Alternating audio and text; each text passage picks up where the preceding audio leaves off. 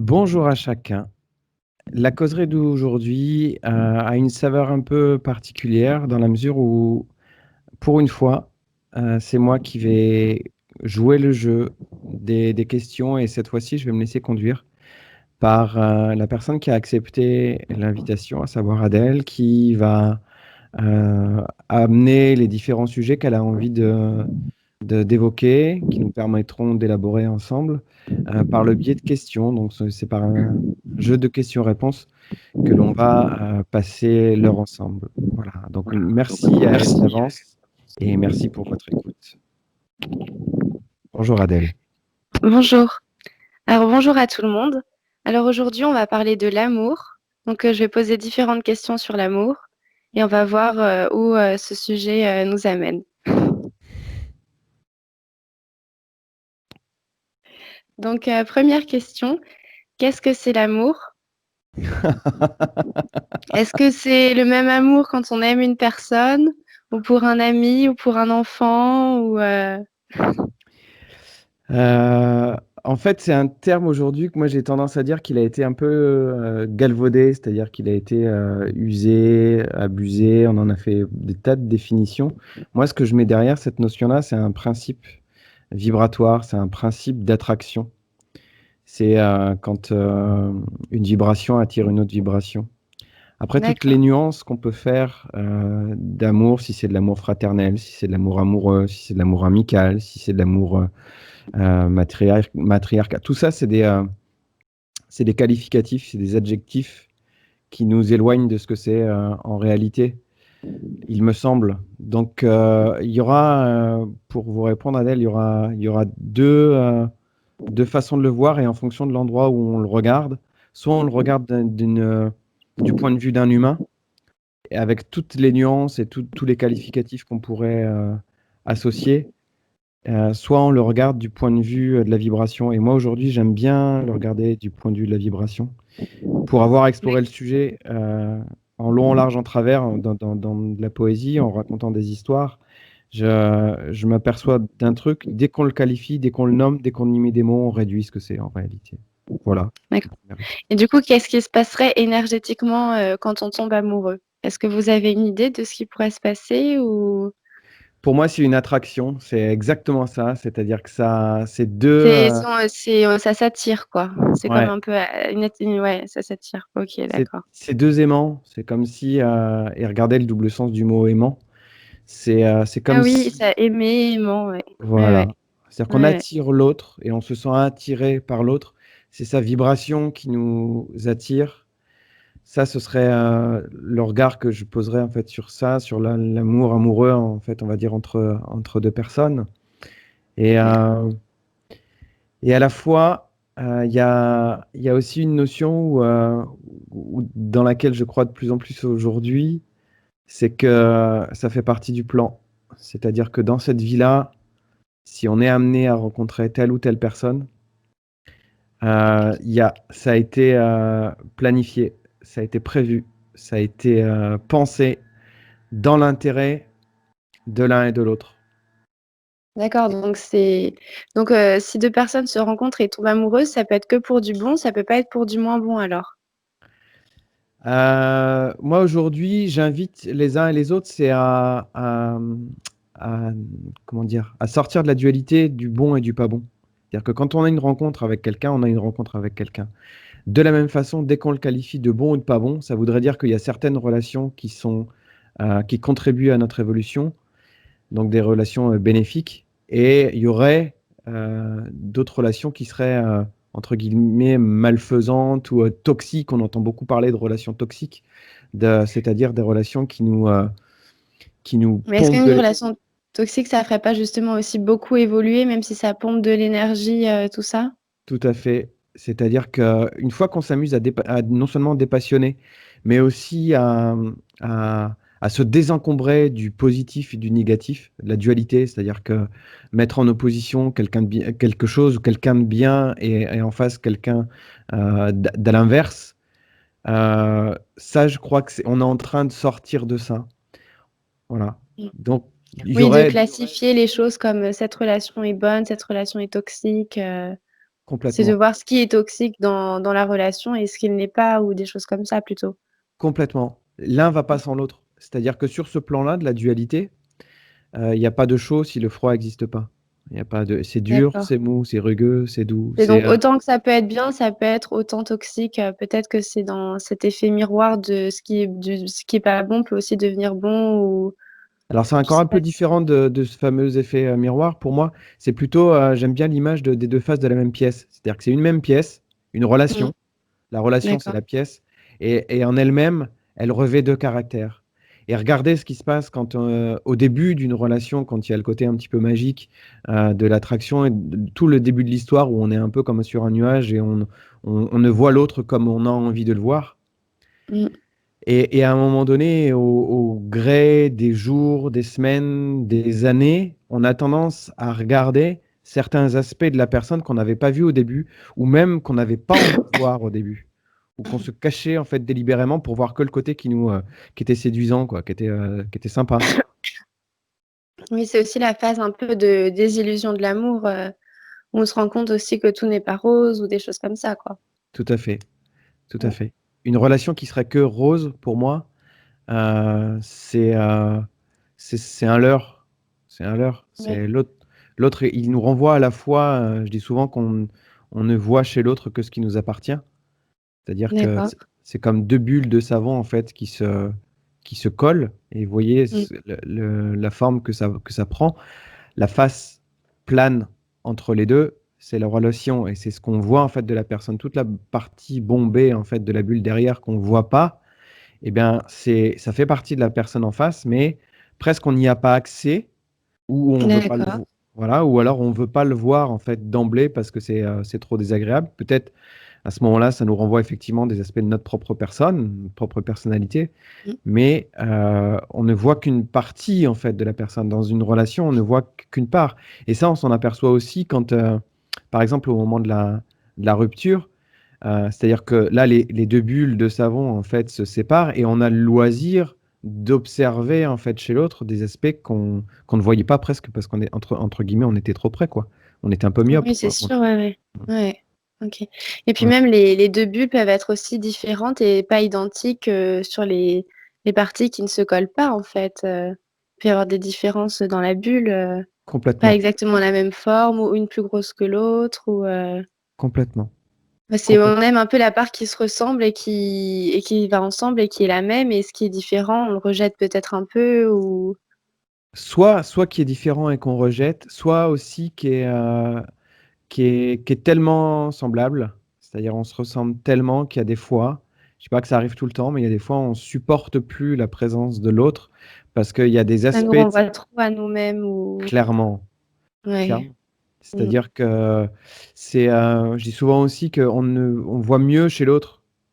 C'est-à-dire qu'il y a des aspects de notre personnalité qu'on voit pas ou qu'on n'a pas envie de Mmh. voir et l'autre souvent, il nous l'amène sur un plateau et bah, il y a des fois on n'a pas envie du menu, quoi.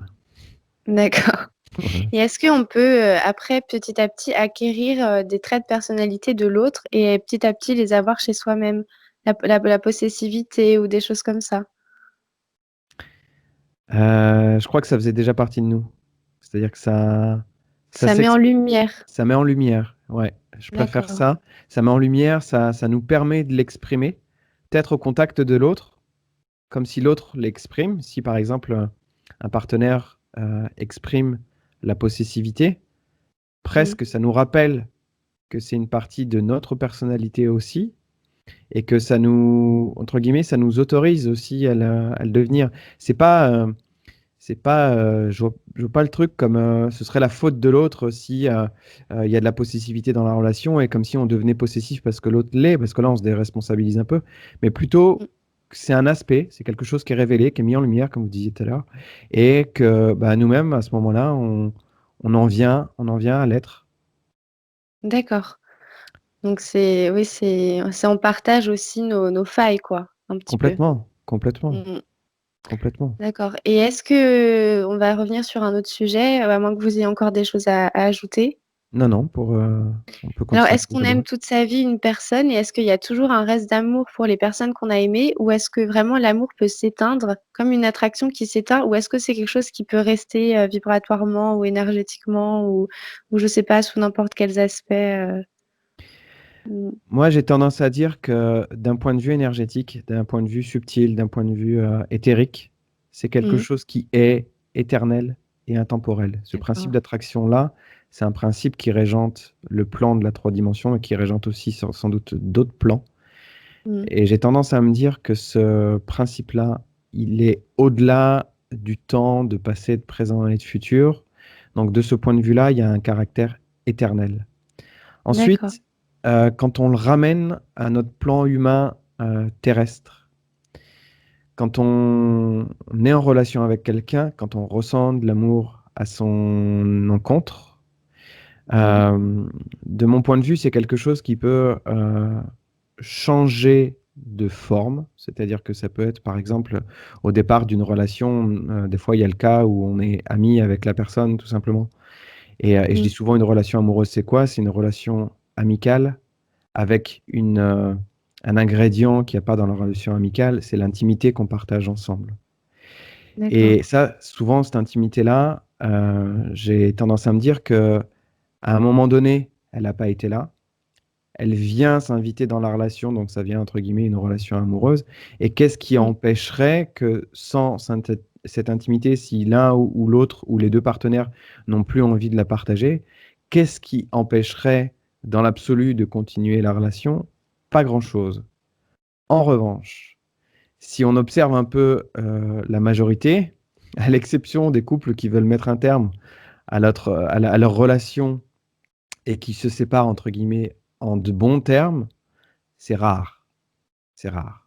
mmh, Parce que ces moments-là, en fait, font ressurgir aussi chez l'un et chez l'autre des aspects, de la personnalité qui sont plus ou moins souffrants et si on n'a d'accord. pas osé regarder, le pourquoi et on n'a pas été jusqu'à se dire que c'est jamais de la faute de l'autre que l'on ressent une émotion, c'est toujours notre responsabilité. On est responsable de nos ressentis, de nos émotions.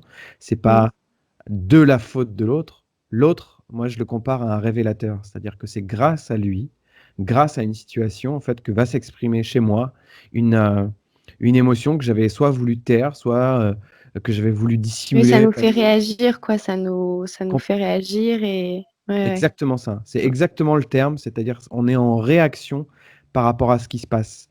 Mais dès d'accord. on déporte la responsabilité sur les épaules de l'autre en se disant: «De toute façon, c'est de la faute de ce connard» ou «De toute façon, c'est de la faute de cette connasse que je ressens ça», on se trompe, de mon point de vue.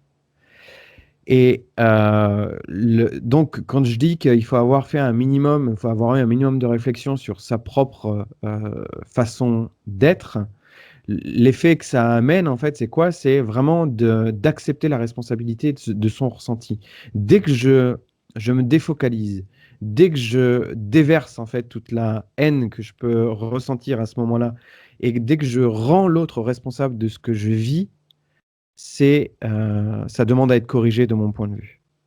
D'accord, OK et donc la haine, ce serait l'autre face de l'amour ou si on prend la pièce qui a 2 faces, il y a d'un côté la haine et de l'autre côté l'amour? Ce serait la répulsion pour moi. Si d'un côté il y a l'attraction, de l'autre côté il y a la répulsion. La C'est-à-dire que répulsion. Ah, tantôt, je me sens attiré par la personne, tantôt j'ai qu'une envie, c'est qu'elle soit loin de moi, la personne. d'accord. Et les Donc 2 c'est un entre coexistent. courir vers la personne et fuir la personne, quoi? Ça peut se traduire comme ça C'est d'accord. et je précise par rapport à ça, c'est-à-dire que, ce qui est plus facile de constater, c'est dans l'histoire de la relation. En revanche, les 2, moi, je me dis aujourd'hui que les 2 énergies, elles coexistent dans l'instant. C'est-à-dire que même au début de la relation, Mmh. c'est simplement pas, encore conscient. Il y a ce phénomène de répulsion. C'est l'attraction, la répulsion, sur ce plan-là. Je dis bien sur le plan de la dualité où, il y a le chaud, il y a le froid. Donc D'accord, d'emblée, pour moi, l'attraction ne n'existe pas s'il y a une part, en fait, chez l'autre qu'on ne voit pas pour au demeurant, de répulsion. C'est-à-dire que certains traits de caractère qui nous énervent, qui nous agacent déjà, d'accord. Ou que ça peut créer après les disputes, les problèmes de communication ou les choses comme ça, quoi? Complètement. C'est-à-dire que C'est cette répulsion-là qui dit: «Ah là, tu m'énerves» ou des ouais, choses je veux comme plus te ça, quoi. voir, dégage, alors que pendant des semaines, des mois, ça a été quelque chose de très, chaleureux, de très tactile, de très, proche. Mmh. Et effectivement, en fait, quand on se met à regarder uniquement les aspects, de l'autre qui nous agacent, effectivement, on a plutôt tendance à focaliser sur ce qui nous fait bondir et sur ce qui nous fait fuir, quoi. D'accord, OK. Voilà. Mmh. Et je me demandais aussi si au niveau de l'amour, c'était parce qu'on était liés sur certains chakras? Parce que, par exemple, on est lié au niveau du chakra racine, peut-être au chakra du cœur et au chakra du troisième œil? Ou est-ce que c'est des chakras qui sont un peu liés ou un lien d'âme? Il y en a qui disent c'est l'histoire du fil qui relie les âmes ou il y a des histoires comme ça. Qu'est-ce que c'est, finalement par rapport à ça? Tant qu'il y a de l'incarnation, de la réincarnation, moi j'aime bien, heu, me voir comme, ayant passé des contrats avec des individus. C'est des cont Je vois ça D'accord, comme des contrats d'âme à partir du moment où l'histoire prend encore le dessus. C'est-à-dire que là, en termes d'évolution, c'est intéressant que vous ameniez ce sujet-là. C'est, comment dire? C'est, le côté amique, c'est le côté historique, c'est le côté mémoriel, c'est le côté, qui traverse les âges et qui traverse les vies. Et donc, au moment de l'incarnation, j'imagine, j'en ai pas la certitude, mais j'imagine mmh, que les âmes passent des contrats et se disent: «Voilà, tel sujet, le sujet de la jalousie, le sujet, je sais pas, de la manipulation et ben, on va le travailler ensemble». C'est quelque d'accord. chose que dans cette expérience-là et ben, on va se retrouver à tel moment et on va le vivre, on va C'est comme si on l'expérimenter. doit faire des travaux de groupe, par exemple, à la fac et qu'on dit: «Bon, bah, on travaille sur tel sujet», Exactement et ça, tout ça et là, en fait, c'est dans la vraie vie, on dit: «Ben, on va se voir dans cette vie-là, à tel moment, telle incarnation et on va travailler ce sujet-là, dans la vraie vie, quoi», c'est un complètement. peu comme ça, quoi. Dans la vie D'accord. incarnée, moi je dis, c'est que c'est l'endroit où on peut ressentir justement le chaud et le froid. C'est-à-dire qu'une énergie en soi, c'est une vibration électrique, elle ressent pas. Il y a pas de chaud et de Mmh. froid pour une énergie. Il y a des niveaux de vibration, il y a un niveau faible de vibration, un niveau élevé de vibration, mais il y a pas de de connotation, c'est pas, il y a pas d'adjectif que l'on associe à ça. D'accord C'est, et du coup, est-ce que ah pardon. oui. Est-ce Non, que non, mais quand on aime quelqu'un, on a un peu la même vibration que la personne au moment où on la rencontre ou les vibrations peuvent être complètement différentes? Par exemple, quelqu'un qui vibre très haut et l'autre qui vibre très bas, est-ce qu'il peut y avoir une attraction ou est-ce que ça semble, pas possible? moi j'ai tendance à dire que c'est la vibration qui nous correspond, que l'on est amené à comment dire? À apprécier, à aimer, à vouloir être au contact. C'est parce qu'on se sent bien à ce niveau de fréquence-là. Alors D'accord. sauf si on aime bien se faire du mal, on peut, se retrouver, soit à côtoyer des personnes et ben, effectivement qui sont pas respectueuses en fait de notre personne tout simplement. Ou alors j'ai Mmh. tendance à dire aussi qu'on est, il y a un fort aujourd'hui je vois les choses comme, des jeux de manipulation aussi, c'est-à-dire comme on baigne dans un environnement énergétique qui est global, qui est de masse, qui est sociétal par exemple, on n'est Mmh. pas, des enveloppes hermétique, fermé, donc on peut être aussi influencé, on peut être poussé en fait à rencontrer certaines personnes et qui au demeurant, on se dirait: «Tiens, ça pourrait être intéressant de faire sa connaissance» et qu'au bout du compte et ben, on se plaît pas tout simplement Mmh. et ben, tous les cas sont possibles, mais là où délibérément, consciemment, on voit l'attraction en fait à l'œuvre, j'ai tendance à me dire que la vibration de la personne en face, elle est proche de la nôtre ou voire très proche de la nôtre, voire sur D'accord, quasiment les mêmes fréquences, quoi. d'accord. Et Donc notre énergie, ça m'amène une autre idée, en fait, Adèle. C'est comme si aussi la nôtre, heu, l'énergie, c'est le pouvoir de transformation. C'est-à-dire que ça a le d'accord. pouvoir de transformer la matière, quel que soit l'objet, en fait. Et quand on ramène ça à un humain, Mmh. c'est comme si votre propre vibration, dans le cadre d'une relation, elle était en mesure de faire bouger la vibration, de l'autre. C'est-à-dire que et c'est en ce sens-là où, je trouve on peut se dire qu'on évolue, on change, entre le début de la relation et la fin de la relation parce qu'au contact de l'autre, on s'est plus ou moins laissé façonner, en fait, laissé transformer. Oui, Et c'est ça ça crée des nouvelles énergies. Oui, complètement, oui. complètement. Mm. Bah, de même qu'il y a quand même l'énergie sexuelle dans une relation amoureuse, donc c'est pas non plus C'est rien. pas anodin, ouais, Puis tout comme à c'est fait. sur le premier chakra, après ça peut peut-être monter aux autres chakras ou Ça a une influence, c'est sûr. oui. Mm. Ouais. Et donc je me demandais, les personnes qu'on rencontre et dont on tombe amoureux, est-ce qu'on a un karma négatif ou positif avec ces personnes-là dans les vies antérieures? Est-ce que ça peut être quelqu'un avec qui on a eu un karma horrible, où il s'est passé des choses horribles et après on retombe amoureux dans la vie d'après? Et est-ce que du coup ce sera l'autre qui aura le karma horrible ou comment ça va se passer? C'est un peu comme tout à l'heure, c'est-à-dire qu'on entend après, on entend souvent parler de dette karmique, c'est-à-dire qu'on est censé payer ce qu'on a les expériences, que l'on a réalisées, dans les épisodes précédents, on va dire ça comme ça. D'accord. Aujourd'hui, j'essaye, je dis pas que j'y arrive tout le temps, mais j'essaye de sortir de cette dualité-là, de dire que le karma, il est positif ou il est négatif. C'est un karma, s'il y a un karma, si par exemple il y a une relation karmique, on était, prédestinés à se revoir et à retravailler sur un aspect Mmh. émotionnel, parce qu'on est sur ce plan-là. Le plan, en fait, le plan astral, c'est le plan de l'émotion. Le plan de la psychologie, c'est le plan de l'émotion, de la gestion, entre guillemets, de la gestion de nos émotions. Comment on D'accord. réagit, en fait, comment on agit, comment on réagit par rapport à ces émotions-là. Eh bien, j'ai tendance à me dire que plutôt que de savoir si c'est un karma positif ou un karma négatif, c'est juste de constater ça. Bon, ok, on est ensemble en ce moment. On est ensemble. Qu'est-ce que consciemment, quand les deux sont prêts à faire cet exercice-là, ça peut être à la fois très intéressant, mais des fois très éprouvant. Mais c'est quand même, au bout du compte, assez passionnant, en fait, d'avoir cette démarche de regarder ça. Qu'est-ce qu'on s'apporte? Mmh. Qu'est-ce qu'on se montre? Qu'est-ce qu'on se révèle, en fait, l'un l'autre? C'est, je trouve, plus intéressant que de se poser la question si c'est positif ou négatif. Sinon, en fait, quand on fait ça, on a tendance à faire un raccourci et en se disant, bon, de toute façon, ça se trouve, je paye un karma qui est négatif parce que j'ai dû faire de la merde dans les épisodes précédents, donc c'est à mon tour de payer. Et ça, je trouve pas ça D'accord. juste. Oui, En c'est un revanche, peu aussi ne pas avoir de vision objective et c'est un peu ouais, comme vous dites, prendre des raccourcis quoi et dire: «Bah non» et puis, voilà quoi. ouais, Mmh. c'est juste constater, en fait, bon, OK, on en est là. On en est là, mais tant que possible, pas y mettre de caractère, plus ou moins, quoi, avec toutes les D'accord, nuances qu'il peut y avoir. OK. Voilà. Et du coup, est-ce que parce qu'on parle des fois de relations karmiques, d'âmes sœurs ou de flammes jumelles, Oui. est-ce qu'il peut y avoir dans la relation, par exemple, de flammes jumelles, un aspect karmique ou dans la relation d'âmes sœurs, un aspect karmique? Ou comment Alors ça se passe, par rapport à ça? S'il y a eu justement des épisodes précédents dans les vies antérieures où il s'est passé des choses et tout, alors pour sortir juste, on va faire un aparté, après pour revenir à cette notion-là d'âme sœur, d'âme jumelle, en fait, auquel je crois plus D'accord, du tout aujourd'hui. Mais, d'accord, on va prendre un autre aspect. Prenons l'aspect familial.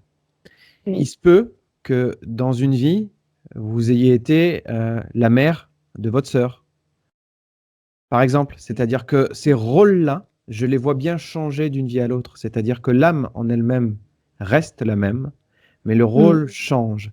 Et en ce sens-là, de mon point de vue, ça devient une relation karmique. C'est-à-dire que tantôt, moi, peut-être, j'ai été, le père d'un de mes frères ou un de mes frères a été mon père ou vice versa. Si, les personnes qui Oui, les acceptent rôles se redistribuent, quoi. C'est comme une pièce de théâtre c'est et on exactement dit, dans cette vie-là, enfin, dans cette représentation-là, tu vas être, le père, la représentation d'après, tu joueras le fils et c'est après on exactement ça. voit comment chacun joue son rôle et ce que chacun essaye de jouer le meilleur rôle, quoi, ou je sais pas comment dire, Tout à fait, tout d'accord. à fait. Et en ce sens-là, ça devient une relation karmique, c'est-à-dire qui a existé sur, plusieurs vies. On revient sur la notion, du couple et la notion de flamme jumelle, d'âme sœur et cetera et je me rappelle plus bien les notions, mais le Relation mmh, l'idée que j'en ai aujourd'hui, ça m'a intéressé, c'est une littérature qui m'a intéressé, dans lequel, à un moment donné, il y a très longtemps, je me retrouvais parce qu'il y avait un côté presque, exclusif. Il y avait un côté, où, il y avait jamais eu 2 relations comme celle-là. C'était vraiment, ça quelque fait un chose peu conte de fées sur ouais, certains points. Mmh, complètement. Sur certains aspects, on se dit, ce sera lui ou elle et personne d'autre et pendant ce temps-là, pendant ce moment-là, Il n'y a plus que ça qui existe. Il n'y a plus que cette personne qui existe. Et tout Ça met une l'entourage, visière un peu, ça met une carrément, visière. Mm. carrément. C'est-à-dire qu'on focalise notre attention sur cette relation-là, sur cette personne-là. Et vous savez, il y a une expression qui dit et le monde pourrait s'arrêter tout autour, on s'en fout, on voit plus que lui ou que elle, quoi. Mm. Et ça, c'est pas juste. Et ça, de mon point de vue, c'est pas Mais, juste. C'est mais il est vraiment vrai que... enfermant. D'accord. Donc c'est sûr que je suis d'accord que c'est enfermant, mais après c'est vrai qu'il y a des personnes avec qui on va par exemple rêver beaucoup la nuit, ou si on parle de nos rêves, on va se rendre compte qu'on a rêvé de la même chose ou un peu des mêmes éléments. Et Oui. ça, c'est des choses quand même qui sont étranges. Ça, c'est étrange, mais si Ça montre une connexion. on peut l'expliquer. Bien sûr qu'il y a une connexion. Si on accepte l'idée de connexion vibratoire, quand on dort dans le même lit, c'est comme si on partageait en fait la vibration de l'autre. Donc on est influencé par le rêve du voisin ou de la voisine. C'est-à-dire que se retrouver dans un même rêve, si je suis sûr vous mettez deux personnes qui ne se connaissent pas côte à côte et vous les faites dormir côte à côte l'une de l'autre, il y a aussi la possibilité en fait que ça arrive. Je dis pas que ça arrive tout le Parce que temps. moi, je pensais plutôt que c'était justement quand on est séparés. Ça m'est plutôt arrivé quand la personne était loin, séparée. Tout à fait. Tout à fait. Et c'est ça qui trouble des fois, c'est-à-dire que malgré les centaines de kilomètres qui séparent, on a l'impression de ressentir ce que ressent l'autre, on a l'impression d'être capable de décoder ses pensées, d'être capable de sentir s'il est bien, si elle n'est pas bien, et et d'être vraiment en connexion très forte. Je remets pas ça en question, c'est-à-dire que ce D'accord. principe d'attraction-là, il est, mais d'en faire quelque chose d'unique, d'en faire quelque chose de spécial, c'est pas vrai. Ça, c'est en ce sens-là où je considère que presque, j'allais dire, c'est une fumisterie. Ça nous enferme dans une recherche de la relation qui sera la bonne pour moi dans ma vie. Et ça nous prive presque de la Mm. surprise de rencontrer des personnes avec qui on pourrait, ne serait-ce que, même sans rentrer forcément dans l'idée d'un couple, passer du temps, créer ensemble, vivre des expériences qui sont intéressantes dans le cadre de l'évolution de l'un et de l'autre, sans pour autant y voir une espèce d'exclusivité, quoi, de Oui, trucs. c'est sûr. Bah, c'est C'est comme si on se disait, c'est cette personne-là, il y a que celle-là qui est bonne pour moi et j'oublie toutes les autres, alors que sur 10 personnes, il y en a peut-être deux qui sont complètement, ce serait impossible parce que ça irait pas du tout. Deux moyens, deux très bien et deux super bien, quoi, tout à par fait, exemple. tout à Mm. fait. Et je crois davantage dans, comment dire, moi ce qui me gêne dans ces notions-là, c'est que ça nous, non seulement il y a la notion d'exclusivité qui me dérange, il y a autre chose, c'est que c'est pas possible autrement. Il y a ce qui est dérangeant, c'est aussi il y en a souvent un des deux qui se sent en deçà de l'autre. On dit souvent qu'il y en a un qui est un peu plus évolué que l'autre et qui est censé faire avancer l'autre. Et ça, c'est une foutaise. C'est-à-dire que la seule chose qu'on a à faire, de mon point de vue aujourd'hui, c'est de respecter l'autre là où il en est, de pas Oui, chercher à c'est sûr. vouloir, de Et pas puis à la chercher limite, les deux peuvent évoluer aussi en même temps et peut-être que l'un complètement. ne se rend pas compte à quel point il évolue aussi. Complètement. Mm. Et il n'y a pas de plus évolué, moins évolué. C'est-à-dire que si on accepte de sortir de cette dualité-là, il n'y a pas un qui serait là pour être l'enseignant et l'autre qui serait là pour être enseigné. Mm. C'est deux qui se rappellent qui ils sont. C'est deux vibrations qui s'attirent fortement, qui se Mm. rappellent généralement leur caractère à ce moment-là. On a des perceptions qui sont, on va dire, décuplées. On vit des expériences qui sont assez effectivement troublantes sur le plan de la matière, mais tout Mm. simplement parce que c'est comme un feu, c'est-à-dire que vous alimentez en fait le feu à deux, et comme il y a une proximité qui est installée, ça démultiplie, ça amplifie, D'accord. ça, voilà.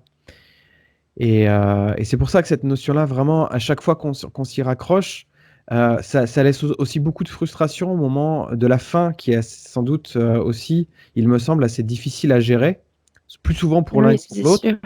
Mm. plus souvent pour l'un que pour l'autre, parce que il y en a souvent un qui se trouve abandonné, c'est-à-dire qui disait, bah, tiens, comment ça se fait, mon gourou ou ma gourou, eh ben, il va s'échapper, et puis moi, qu'est-ce que je deviens en fait sans elle? Et ça, c'est pas juste. C'est-à-dire que ce sentiment-là, on devrait, comment dire, voir que l'autre, il n'est pas indispensable à notre bien-être. Et Mm. c'est un des torts aussi que je trouve à toute cette Bah, fumisterie. c'est aussi quand comme c'est l'histoire des deux bulles qui se rencontrent, c'est les deux énergies se partagent et quand les deux bulles se séparent, ça fait comme un vide, un trou Oui, tout à ou un fait, abandon ou différentes blessures ou la trahison pour certains tout à ou fait, tout à fait. Mm. Et ça, il s'agit en fait de le vivre, d'accepter de le vivre. Il ne s'agit pas de se couper et puis de dire, OK, je ressens plus rien. C'est pas ça l'idée. C'est juste de voir une fois que l'émotion de l'abandon se présente, le sentiment de l'abandon se présente, c'est de le laisser partir suffisamment vite pour s'apercevoir qu'on est abandonné de rien du tout. C'est-à-dire que votre intégrité avant de connaître la personne, elle est la même. C'est-à-dire que, par exemple, si vous êtes dans cette situation-là, au moment de sortir de la relation, vous êtes toujours la même. On vous a rien pris, on vous a rien enlevé de vous-même. Mmh. Et C'est parce que les énergies ont partagé, donc ça fait comme, un vide c'est aussi, quand même oublier les projets d'avenir ou les choses comme ça qui oui, font aussi un vide. C'est oui, oui, aussi tous les projets ou tout l'imaginaire du futur qui doit aussi partir et se rendre compte, qu'une autre réalité va se faire et pas celle qu'on avait imaginée. Donc c'est ça tout à aussi fait. peut-être qui est un peu dur. Tout à fait. Et moi, la proposition que je fais, en fait, c'est de voir que qui voit l'espèce de sentiment de vide? C'est le personnage. C'est le personnage qui a l'impression d'être vidé de quelqu'un, vidé de quelque Mmh. chose. Il faut peut-être se concentrer sur tout ce qu'on a, autre que cette personne-là et se reconcentrer sur toutes les bonnes choses qu'on a et avoir de la gratitude pour les autres choses, qu'on a. Très juste, d'une part. Et il y a aussi le fait que moi, je propose souvent, c'est une façon de l'exprimer, c'est-à-dire que c'est mon ego qui a peur. C'est mon ego qui Ah c'est croit ça, ça être ça ramène des vidé. peurs. Mmh. Et voilà, et l'ego, moi, c'est dit autrement, c'est le personnage, c'est la personnalité, c'est l'humain qui a peur. Et à partir Oui, du moment où on se dit, OK, c'est mon ego qui a peur, c'est OK, mais qui je suis, c'est-à-dire la vibration qui est en dessous, c'est-à-dire que le côté vraiment, notre réalité vibratoire ne craint rien, elle est vide de rien, elle est, oui. euh, Mais elle est, c'est aussi qu'on peut plus compter sur quelqu'un d'autre, donc on a peur parce qu'on sait plus sur qui compter ou des choses comme ça aussi. Oui, et si on va dans cette idée-là, en fait, Adèle, voyez qu'au moment où on a cette peur-là de se dire: «OK, je vais plus pouvoir compter sur lui ou sur elle», souvent, il se produit quoi? Il se produit que c'est un retour vers soi, c'est un retour à soi. C'est sûr. Et ben, Ouais. OK, si je peux plus, entre guillemets, «compter sur lui» ou m'appuyer sur lui, c'est sur moi que je vais m'appuyer. Et demain, quand je vais rencontrer à nouveau une personne, c'est stable, c'est-à-dire pas se servir de l'autre. Il y a un côté très manipulatoire aussi qu'on peut voir derrière, qu'on exprime des fois quand, on se sert de l'autre pour dire: «OK, moi je vais bien, si toi tu vas bien. Moi je vais bien, si tu es là. Moi je vais bien si on se voit ce week-end. Moi je vais bien si on envisage des vacances ensemble, si et si et si et si». On met des espèces de conditions et on fait porter en fait la responsabilité de notre propre bien-être à un tiers et ça, en ce sens-là, c'est dangereux. Donc c'est retrouver aussi son propre pouvoir dans le bien-être et ne faire compter son bonheur aussi sur soi-même et pas sur une autre personne, ou qui a tous les pouvoirs sur notre bien-être. C'est aussi lui donner des pouvoirs, énormes. Tout à fait, tout à fait. Mmh. Et redevenir responsable de son propre état d'être. Moi, je parle d'état d'être plutôt parce que c'est valable, à la fois quand on est bien, mais aussi à la fois quand on est, confus, quand on est en désarroi. C'est de se dire: «OK, qu'est-ce qui fait ça chez moi, quoi? Pourquoi il y a ça chez moi?» Et de se poser la question et de regarder vraiment à l'intérieur, chez soi, pourquoi ça bouge comme ça. Mmh. C'est plus constructif de transférer chez l'autre la responsabilité soit du bien-être, soit du, entre guillemets, «du mal-être», en fait. Voilà. Oui, bah, oui, c'est sûr. Mmh. Et du Et donc oui? et du coup, généralement, quand on sort et juste je finis par rapport à cette notion-là, en fait, de flamme jumelle qui est vraiment, je trouve que c'est important de lui tordre le cou, en fait, parce qu'il y a Mmh. encore nombreux, en fait, sont ceux qui croient que dans une vie, par exemple, ce sera qu'une personne, 1 ou 2 personnes. Des fois, dans cette Mmh. littérature-là, on voit qu'il y a possibilité de rencontrer 2 personnes, mais finalement 2 personnes, c'est rien. C'est pas beaucoup, quoi, par rapport à toutes les rencontres qu'on peut faire Oui, au-delà c'est du sûr. couple, en dehors du Mais couple. après d'un autre côté, c'est aussi bien qu'on tombe pas amoureux, tous les 4 matins parce que ce serait aussi, pénible. Complètement. Complètement. Complètement. Ouais. Et du coup, dernière question, qu'est-ce qui se Oui. passe en cas de tromperie? On va dire que si une personne il y a un couple Mmh mh. et l'homme ou la femme, va coucher avec quelqu'un d'autre, est-ce qu'il a pris une énergie, avec l'autre personne et après s'il recouche avec son ou sa partenaire, est-ce que sa partenaire, a du coup, l'énergie aussi de l'autre, de la maîtresse? Si on parle d'énergie, tout ça? Heu, pour moi, on vit dans un brassage permanent d'énergie. C'est sûr que s'il y a une relation en dehors du couple, quand la personne Mmh. avec qui vous êtes va rencontrer quelqu'un d'autre, c'est sûr qu'il revient avec une part de son énergie. Pour moi, un échange, une relation, en fait, sexuelle fait qu'effectivement, vous partagez l'énergie de l'autre. Et donc comme je disais tout à l'heure, on n'est pas des enveloppes hermétiques fermées qui ne recevons rien ou n'émettons rien. On est plutôt, moi j'aime bien nous voir comme soit comme des notes de musique ou des antennes. On émet et on reçoit. Et quand on D'accord. va effectivement côtoyer d'autres personnes, et ben, effectivement, quand il y a une relation en dehors du couple, l'autre va aussi, le sentir, va aussi, c'est ça, c'est par exemple, concrètement, une traduction de ça, c'est que la régulière ou le régulier, on va dire ça comme ça, le sent généralement, le perçoit, on a des Oui. doutes, on a Mmh. l'intuition et on dit souvent que les femmes ont plus d'intuition que les hommes, en fait, par rapport à ça, mais si un homme aussi se branche un peu sur écoute ce qui se passe, écoute le climat, en fait, va le deviner aussi bien qu'une femme. Et de fait, oui, il y a un échange. Après, je ne sais pas si derrière ça, il y a aussi cette question-là, c'est quelle attitude on peut avoir, vis-à-vis de ça? De la même façon, moi aujourd'hui, je veille à me dire: «C'est bien, c'est bien ou c'est mal». Ça, c'est tout le côté, éducatif, le côté religieux, le côté, comment dire? Injonction qu'on a reçue, qu'on a entendu en long, en large, en travers, qui nous font dire que, ben, ça devient une relation, extraconjugale ou une relation adultère ou une relation très connotée négativement. Très culpabilisante pour la personne, en fait, qui la vit ou les 2 personnes qui le vivent, plus ou moins, en fait, avec des nuances. Certains le vivent très bien et c'est très bien pour eux, d'autres beaucoup moins. Mais ce que j'invite, en fait, les personnes, moi, c'est plutôt à se sentir, eux-mêmes sur le moment. Qu'est-ce que ça te fait à toi? Qu'est-ce que ça vous fait, en fait, par exemple, d'avoir été trompé ou d'avoir été, que votre conjoint a été rencontrer quelqu'un d'autre? Et c'est le principal, c'est-à-dire qu'essayer de se départir de toutes ces notions, éducationnel. J'allais dire, l'important, c'est le centrage. L'important, c'est de savoir, vous, comment vous vivez l'expérience, sans vous préoccuper de savoir comment les autres le jugent, sans s'occuper de savoir comment vos amis l'estiment. C'est vraiment quelque chose qui regarde le couple. C'est-à-dire que c'est quelque chose qui...